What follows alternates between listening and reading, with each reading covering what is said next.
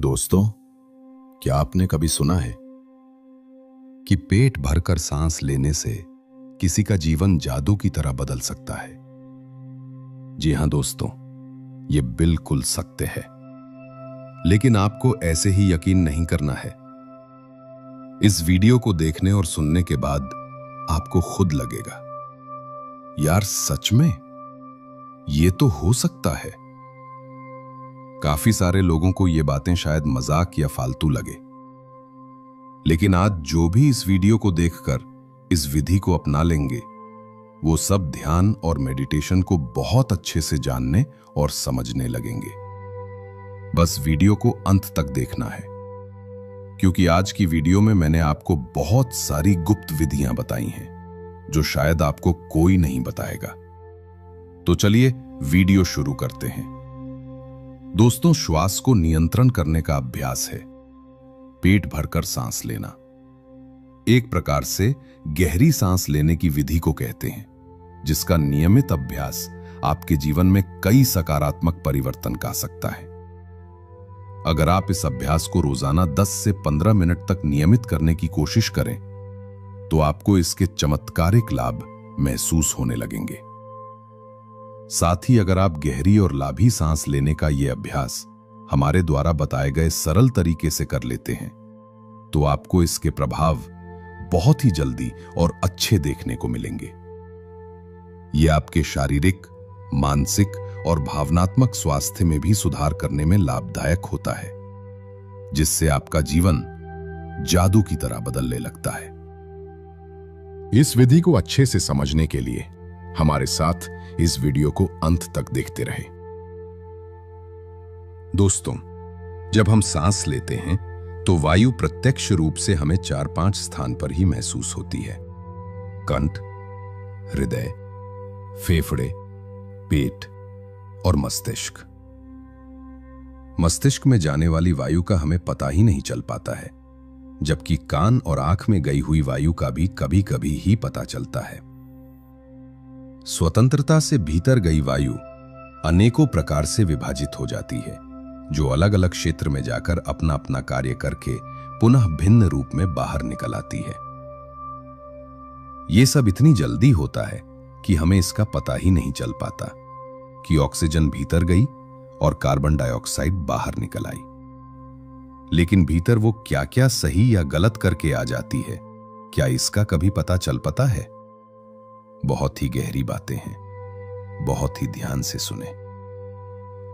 इतने सारे प्रभाव जानकर हैरान हो जाओगे। यदि हम जोर से गहरी सांस लेते हैं, तो इसके तेज प्रवाह से हमारे शरीर के अंदर की बैक्टीरिया नष्ट होने लगते हैं, कोशिकाओं के रोगों से लड़ने की क्षमता बढ़ जाती है, बोन मैरो में नया खून बनने लगता है, आंतों में जमा हुआ मल बाहर निकलने लगता है, मस्तिष्क की जागरूकता लौट आती है, जिससे हमारी याद करने की शक्ति दुरुस्त हो जाती है। न्यूरो की सक्रियता से सोचने समझने की क्षमता पूरा जिंदा हो जाती है। गहरी सांस लेने से आत्मविश्वास वापस लौट आता है। सोचे, जब जंगल में हवा का एक तेज झोंका आता है, तो जंगल का रोम रोम जागृत होकर सजग हो जाता है। बहुत कम लोगों में क्षमता होती है आंधी लाने की। जब आप लगातार अभ्यास करते हैं, तो आपके अंदर नई ऊर्जा का जन्म होता है। जी हां दोस्तों, केवल 10 मिनट की आंधी आपके शरीर के साथ आपके संपूर्ण जीवन को बदल कर रख सकती है। आज के समय में अधिकतर लोगों की सांसें उखड़ी बिखरती रहती हैं, उथल पुथल भारी रहती हैं, या फिर तेजी से चलती रहती हैं। उन्हें पता ही नहीं चलता कि उनकी सांसें कैसे चल रही होती हैं। जैसे क्रोध का भाव उठा तो सांसें बदल जाती हैं, काम वासना का भाव उठा तब सांसों का रूप दूसरा होता है। हमारे प्रत्येक भाव और विचार करने से भी सांसें बदलती रहती हैं।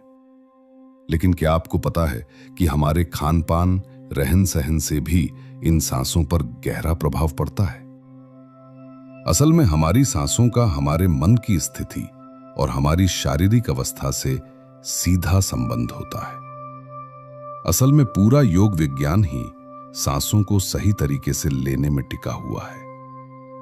इसका मतलब यह है कि अगर हम सिर्फ सांसों को सही तरीके से लेना सीख जाते हैं तो हमारा जीवन जादू की तरह बदल सकता है। तो आइए आज हम प्रमाण के साथ एक प्राचीन योग कहानी के माध्यम से हम सांसों को सही तरीके से लेने का तरीका और सांसों के जादुई रहस्य के बारे में विस्तार से जानेंगे। बहुत समय पहले की बात है। एक आर्षि मुनि अपने आश्रम में छात्रों को योग, ध्यान और प्राणायाम की शिक्षाएं दिया करते थे। आर्षि खुद भी एक योगी थे।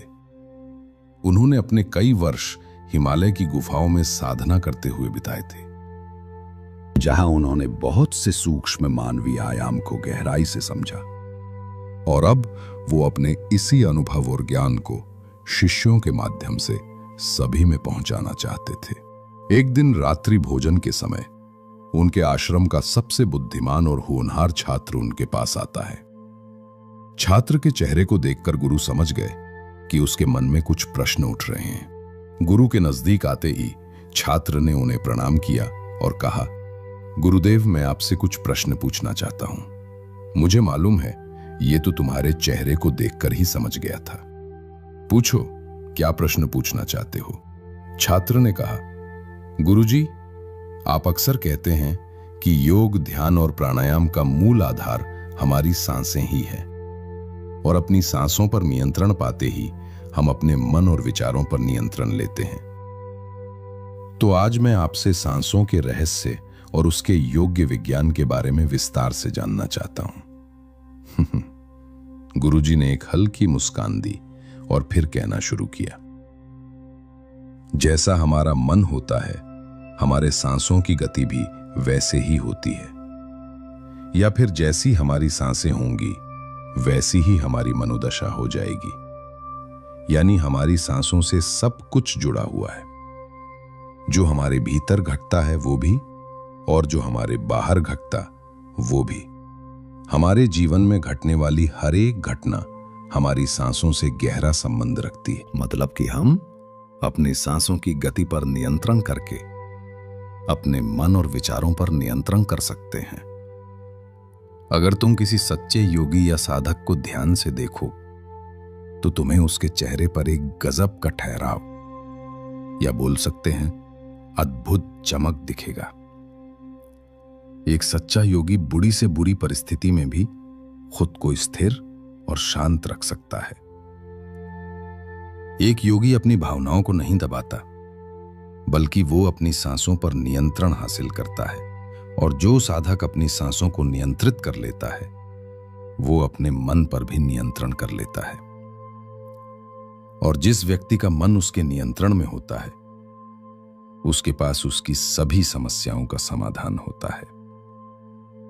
गुरु ने छात्र की तरफ इशारा करते हुए कहा, तुमने कुछ योगियों के बारे में सुना होगा कि वो एक सांस से 300 सालों तक जीते थे। तो आखिर वो इतने लंबे समय तक खुद को जीवित कैसे रख पाते थे? असल में उनका नियंत्रण अपनी सांसों पर होता है, जिसे प्राण ऊर्जा भी कहते हैं। प्राण ऊर्जा हमारे चारों तरफ बहती है।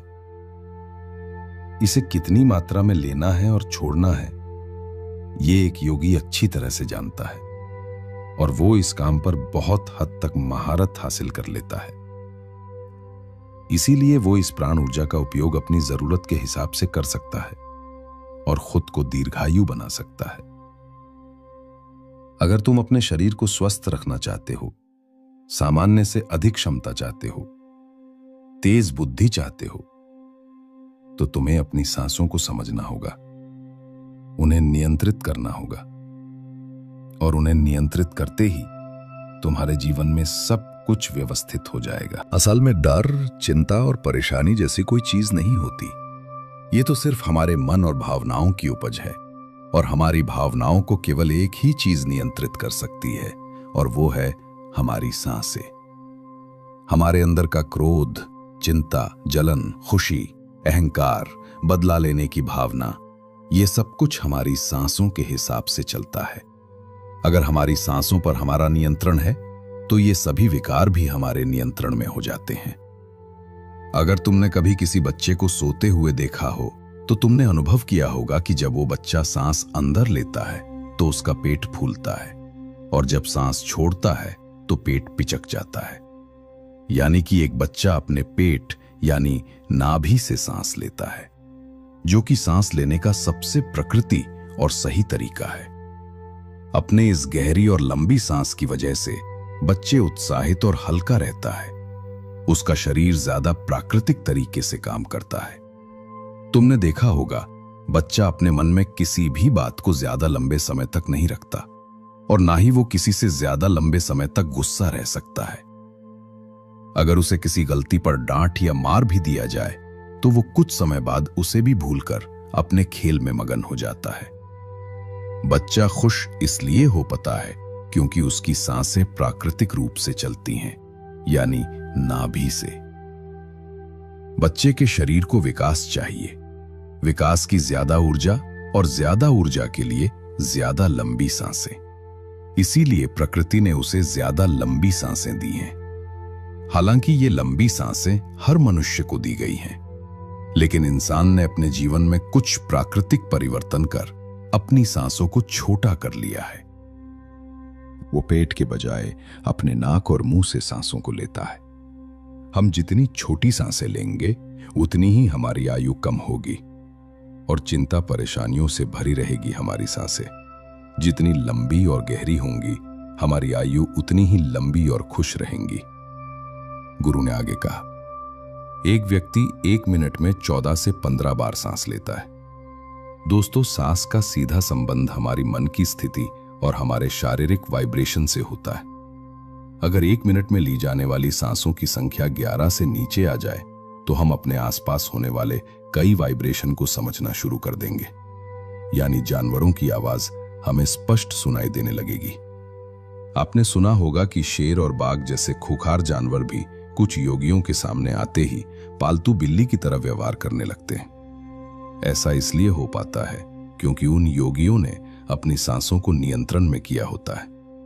सांसों की संख्या को कम करके जानवरों की आवाज उनकी भावनाओं और वाइब्रेशन के साथ एक संवाद स्थापित कर होता है। अगर 1 मिनट में ली जाने वाली सांसों की संख्या 9 से कम हो जाए तो पेड़ और वनस्पति जो फैल रहे हैं वो समझना हमारे लिए आसान हो जाएगा। अगर हमारी सांसें 6 से कम हो जाती हैं तो बेजान चीज कैसे काम करती है ये समझना हमारे लिए आसान हो जाता है। बेजान चीजों की वाइब्रेशन और उनसे जुड़ी दुनिया हमारे लिए स्पष्ट हो जाती है। दूसरे शब्दों में, ब्रह्मांड से संवाद स्थापित किया जा सकता है और इसी स्थिति पर पहुंचकर ही बहुत से योगी और ऋषि मुनि ब्रह्मांड के रहस्यों और उनमें घटने वाली घटनाओं की भविष्यवाणी कर पाते हैं। हमारा शरीर जितना स्थिर होता चला जाएगा हम उतनी सांसें कम लेंगे। अगर हम अपने पूरे शरीर को स्थिरता के एक निश्चित स्तर पर अपनी सांसों को नियंत्रण करके ऐसी बहुत सी चीज कर सकते हैं जो साधारण इंसानी जीवन से परे है। योगी परंपरा में तो यह भी कहा जाता है कि अपनी सांसों को घंटे तक रोककर एकदम ही नए मानवीय आयाम का अनुभव कर सकता है। ऐसी बहुत सी बीमारियां जो जानलेवा होती हैं या जिनका कोई इलाज नहीं है, उन्हें केवल अपने मन और दिमाग पर नियंत्रण रखकर ठीक किया जा सकता है। अपनी सांसों पर नियंत्रण करके व्यक्ति एक ऐसी मानसिक स्थिति तक पहुंच सकता है जहां जीवन में आने वाले उतार चढ़ाव उसे परेशान नहीं कर सकते। कुछ लोगों को ये सब बातें बस कहानी लग सकती हैं क्योंकि आमतौर पर लोग ऐसा नहीं करते और कोई भी चीज जिस पर उन्हें यकीन नहीं होता उसे अंधविश्वास मानकर जाने देते हैं। लेकिन पुरानी योगी परंपराओं का पालन करने वाले लोग ऐसी बातों का दावा करते हैं। उन्हीं लोगों में से एक है स्वामी रामस्वामी। स्वामी जी हिमालय की गुफाओं में रहा करते थे। उन्होंने बचपन से ही योग के सीक्रेट्स को प्रैक्टिस किया था। 1970 में स्वामी राम एक अमेरिकी रिसर्च लेबोरेटरी में गए। अपनी सांसों पर नियंत्रण करके उन्होंने अपने दिमाग और मन पर पूर्णता नियंत्रण हासिल कर लिया था कि वो जब चाहे और जितने समय के लिए चाहे अपनी सांसें हृदय की धड़कन और शरीर में बहाने वाले खून को भी रोक देते थे। लैबोरेटरी में मौजूद डॉक्टर ने स्वामी राम के शरीर पर रिसर्च की और उन्हें मृत घोषित कर दिया। लेकिन इस अवस्था में भी स्वामी राम सब कुछ महसूस कर सकते थे और ये देखकर वहां मौजूद रिचर्स की टीम दंग रह गई। साथ ही स्वामी राम अपने शरीर में अपनी मर्जी से ट्यूमर की ग्रोथ को घटा और बढ़ा भी सकते थे। थोड़ी देर पहले तक रिचर्स की जिस टीम को हिमालयन योगियों के सारे दावे अंधविश्वास और पाखंड से भरे लगते थे, वो अचानक से उन्हें इनर साइंस प्रतीत होने लगी थी। एक भीतरी विज्ञान जो साधारण मनुष्य की कल्पना से भी परे है। सांसों को ध्यानपूर्वक लेना ये एक प्राचीन योग विद्या है। एक योगी जिसने अपनी सांसों पर नियंत्रण हासिल कर लिया है, वो जब चाहे अपनी सांसों को रोक सकता है।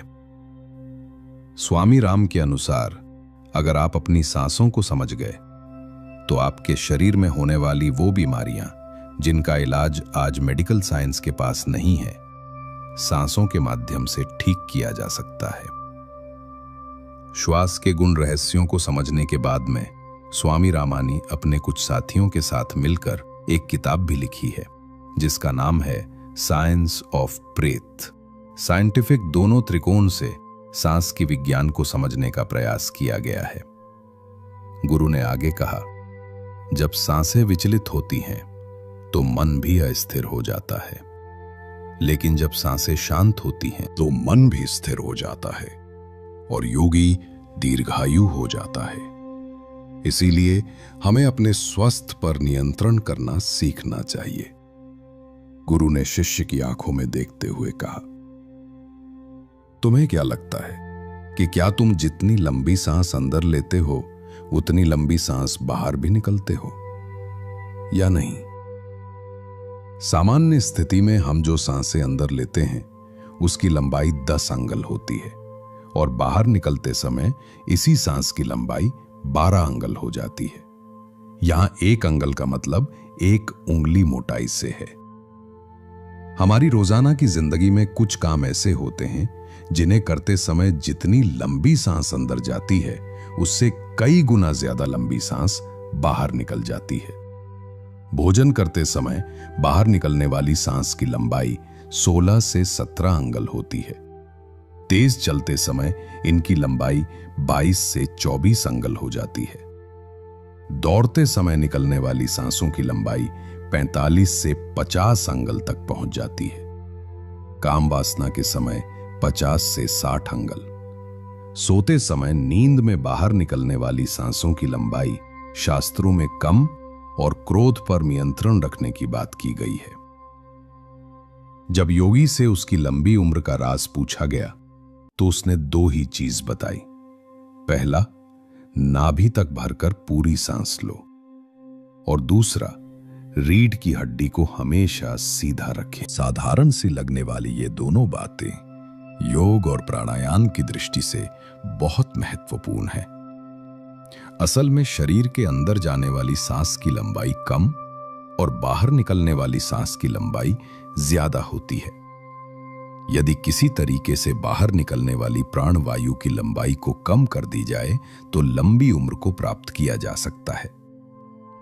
स्वर शास्त्र के अनुसार यदि बाहर निकलने वाली प्राण वायु की लंबाई 1 अंगुल कम हो जाए तो व्यक्ति निष्काम हो जाता है, यानी उसके अंदर से काम वासना खत्म होने लगती है, और 2 अंगुल कम होने से आनंद की प्राप्ति होती है। 3 अंगुल कम होने से लेखन शक्ति बढ़ती है। 4 अंगुल कम होने से वापस सिद्धि प्राप्त हो जाती है। 5 अंगुल कम होने से व्यक्ति को दूर दृष्टि प्राप्त हो जाती है। 6 व 7 अंगुल कम होने से साधक के अंदर अतिथि प्रगति से चलने की शक्ति आ जाती है। वो कुछ ही पलों में एक स्थान से दूसरे स्थान पर पहुंच सकता है। 8 अंगुल कम होने से साधक को 8 सिद्धियां प्राप्त हो जाती हैं। पवन पुत्र हनुमान को अष्ट सिद्धि नवनिधि के दाता इसीलिए कहा जाता था कि उन्होंने 8 सिद्धियों को प्राप्त कर रखा है। ये 8 सिद्धियां हर इंसान में होती हैं, बस जरूरत है तो इन्हें जागृत करने की। बाहर निकलने वाली सांस की लंबाई 12 अंगुल कम होने पर योगी को इच्छा मृत्यु प्राप्त हो जाती है। फिर वो जब तक चाहिए खुद को जीवित रख सकता है, लेकिन ये सोई हुई शक्तियां केवल तभी जागृत होंगी जब मन में इन्हें जागृत करने की तीव्र भावना होगी। और मन का स्थूल रूप सांस। भगवान शिव पार्वती को बताते हैं, रात में ईरा नाड़ी और दिन में पिंगला नाड़ी को रोकने में जो सफल हो जाता है। गुरु ने आगे कहा, अगर तुम अपनी सांसों को नियंत्रित कर लेते हो तो तुम बहुत सी चीजों को समझ सकते हो, फिर चाहे वो प्रकृति हो या प्राकृतिक। हमारी सांसों से हमारा पूरा तंत्र नियंत्रित होता है। शारीरिक और मानसिक दोनों अपनी सांसें धीमी करके भाग नहीं सकते। भागते समय हमारी सांसें तेज हो जाती हैं, क्योंकि हमारी सांस हमारे शरीर को एक ऊर्जा देती है। जब हम अपने शरीर से सामान्य से अधिक काम लेते हैं तो हमें ज्यादा ऊर्जा की जरूरत पड़ती है, और उस ऊर्जा की पूर्ति के लिए हमारी सांसें तेज हो जाती हैं। दूसरा, हम अपनी सांसों को धीमा करके क्रोध नहीं कर सकते। जब हमें क्रोध आता है तो हमारी सांसें छोटी और सामान्य से अधिक तेज चलने लगती हैं, क्योंकि हमारे भीतर जो क्रोध उठ रहा है वो भी हमारी ऊर्जा को खर्च करता है। एक कामुक व्यक्ति जो अभी अपनी काम वासना का वशीभूत हो चुका है, जैसे जैसे उसकी काम वासना तेज होती चली जाएगी, वैसे वैसे उसकी सांसें भी तेज होती जाएंगी। यानी कि कोई भी व्यक्ति अपनी सांसों को धीमा करके काम वासना में नहीं उतर सकता। जिन योगियों ने काम सूत्र लिखा या काम वासना को समझा, उन्होंने जान लिया था कि काम वासना को नियंत्रित कैसे किया जा सकता है या कैसे ब्रह्मचारी में उतरा जा सकता है। तो असल में हमारी सांसों की गहराई और उसकी गति से हमारे पूरे शरीर और मानसिक तंत्र पर प्रभाव पड़ता है, जिसमें से कुछ हम बाहरी रूप से देख सकते हैं, जैसे मनुष्य का खुश होना या गुस्सा करना। भागते समय अपनी सांसों पर नियंत्रण करने के बाद हमारे भीतरी विचारों पर भी प्रभाव पड़ता है। सांसों को बदलकर हमारी भावनाओं और विचारों को भी तुरंत बदला जा सकता है। इतना कहकर गुरु कुछ देर के लिए मौन हो गए। फिर उन्होंने कहना शुरू किया, मनुष्य के भीतर के सभी प्रतिभाएं उसके शक्ति बिंदु यानी उसके 7 चक्रों में छुपी होती हैं। अगर तुम्हें कोई व्यक्ति सामान्य से अधिक बुद्धिमान लगता है तो ये उसके चक्र का प्रभाव है, यानी उसका कोई विशेष चक्र सामान्य व्यक्ति की तुलना में थोड़ा ज्यादा सक्रिय है। इसी प्रकार से छठी इंद्री का सक्रिय होना यानी भविष्य में होने वाली घटनाओं को पहले ही अनुभव कर लेना, ये संभावना मनुष्य के आज्ञा चक्र यानी उसकी तीसरी आंख से संबंध रखती है। लेकिन कभी भी ये 7 चक्र किसी भी व्यक्ति में पूरी तरह से जागृत नहीं हो पाते, किसी में ज्यादा तो किसी में कम, बस मात्रा का फर्क होता है। असल में व्यक्ति की सबसे बड़ी गलती यह है कि वो सीधे अपने मन पर नियंत्रण करने का प्रयास करता है, जो कि संभव नहीं है। सबसे पहले अपनी सांसों पर नियंत्रण करने का प्रयास करना चाहिए। मन खुद पे खुद नियंत्रित हो जाएगा। हम इंसान अपनी 5 इंद्रियां दृष्टि, ध्वनि, गंध, स्पर्श और स्वाद के माध्यम से इस जीवन को महसूस कर पाते हैं। लेकिन ऐसे बहुत से सूक्ष्म रहस्य और आयाम हैं जिन्हें ये हमारी 5 इंद्रिय नहीं पकड़ सकती। उदाहरण के लिए, एक कुत्ता जिस सूक्ष्म कंपन और सुगंध को पकड़ और महसूस कर सकता है, वो एक साधारण इंसान नहीं कर सकता। एक बिल्ली किसी भी खतरे को पहले ही महसूस कर लेती है और रोने लगती है। एक गिद्ध जो कि बहुत ऊंचाई से भी जमीन पर चलने वाले छोटे छोटे मरे हुए जानवर को देख लेता है। साथ ही बंदर और ऐसे बहुत से पक्षी हैं जो किसी भी प्राकृतिक आपदा जैसे भूकंप, ग्रहण, समुद्री तूफान आदि के आने से पहले ही उसकी वाइब्रेशन को महसूस कर लेते हैं और घटना के घटने से पहले ही सुरक्षित जगह देखकर खुद को छुपा लेते हैं। इन घटनाओं की वाइब्रेशन को मनुष्य नहीं पकड़ पाता। तो इस बात से हमें पता चलता है कि हमारे आसपास ऐसे बहुत से कंपन और तरंगे हैं जिन्हें हमारी ये पांचों इंद्रिय नहीं पकड़ सकती, लेकिन कुछ जीव जंतु उन्हें पकड़ और समझ सकते हैं। तो अगर हमें उन पशु पक्षियों की ये शक्ति में मिल जाए तो हम एक अद्भुत मनुष्य बन सकते हैं। और क्योंकि हर जीव जंतु के सांसों की संख्या और उसके लेने का तरीका अलग अलग होता है, इसीलिए उन सब में संभावनाएं भी अलग अलग होती हैं। अगर हम भी अपने अंदर कुछ ऐसी अलौकिक विशेषताएं को चाहते हैं तो अभ्यास के माध्यम से हमें अपनी सांसों की संख्या को कम करना होगा और उस स्तर पर ले जाना होगा जहां पर हम इन वाइब्रेशन को महसूस कर सकें। एक कुत्ता जो कि 1 मिनट में 27 से 28 बार सांस लेता है, जिसके कारण वो केवल 10 से 12 साल तक ही जीता है, वही एक इंसान 1 मिनट में 14 से 15 सांस से लेता है और वो 80 से 100 साल तक जी सकता है। लेकिन एक कछुआ जो कि 1 मिनट में सिर्फ 5 से 6 बार ही सांस लेता है, वो 500 से 600 साल तक भी जी सकता है। इससे साफ स्पष्ट है कि जिसकी सांसों की संख्या जितनी कम होती है वो उतनी ही लंबी आयु तक जी सकता है। इसी चीज को समझकर हमारे पूर्वजों ने सांसों की संख्या को कम और उसकी गहराई को ज्यादा करने की विज्ञान पर काम करना शुरू कर दिया था, क्योंकि वो समझ गए थे कि इंसान को जीने के लिए साल या महीने नहीं बल्कि एक निश्चित संख्या में सांसें मिलती हैं और सांसों के लेने की गति को कम करके उम्र को लंबा किया जा सकता है। लेकिन सांसों के धीमा और लंबा होने की गति प्राकृतिक रूप से होना चाहिए। इसमें व्यक्ति को श्वास के साथ किसी प्रकार की जोर जबरदस्ती नहीं करनी है, बल्कि अभ्यास के माध्यम से नाभि से भरकर सांस लेने को अपने जीवन का एक हिस्सा बना लेना है। इसके बाद गुरुजी थोड़ी देर के लिए रुके, एक लंबी सांस ली और फिर कहना शुरू किया। योगी प्रक्रिया में एक शब्द होता है नाद या अनहद नाद। ये एक ब्रह्म नाद ध्वनि है।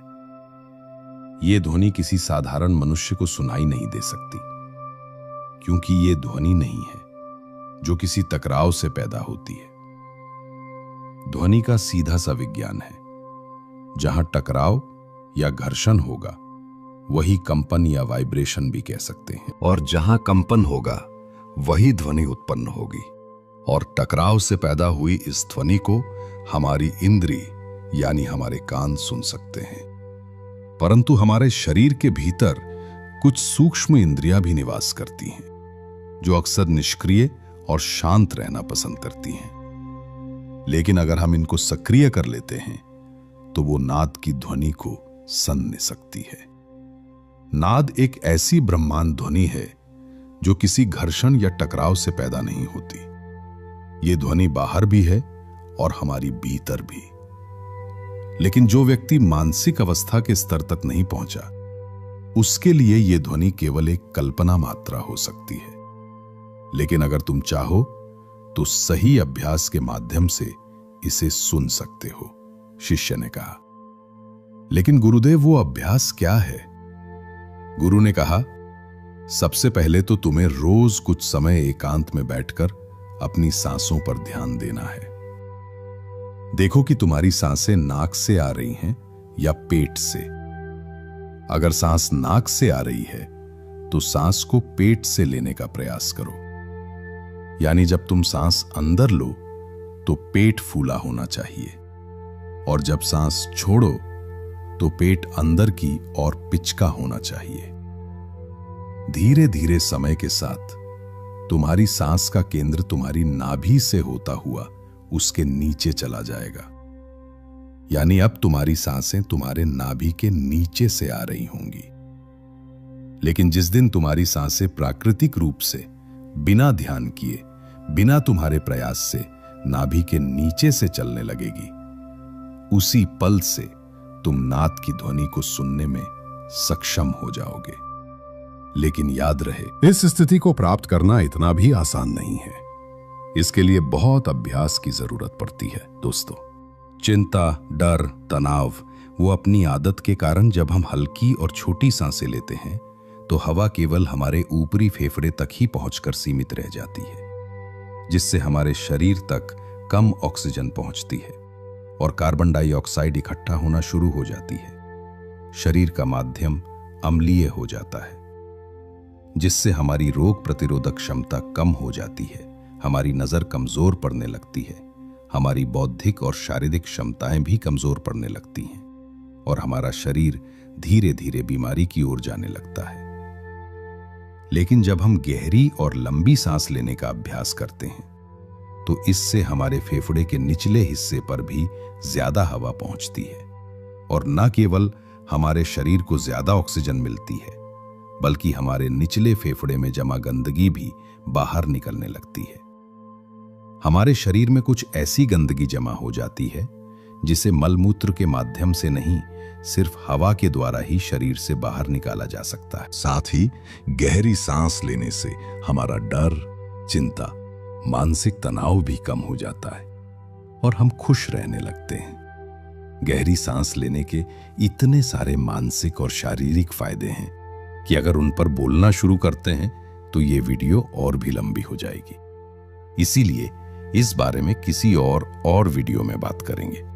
आइए इस वीडियो को समाप्त करते हैं। ऐसी ही जानकारी भरी वीडियो देखने के लिए हमारे चैनल यूनिवर्स लॉगिन को सब्सक्राइब करना मत भूलना। तो मिलते हैं नेक्स्ट वीडियो और किसी न्यू टॉपिक के साथ। तब तक के लिए जय हिंद, जय भारत।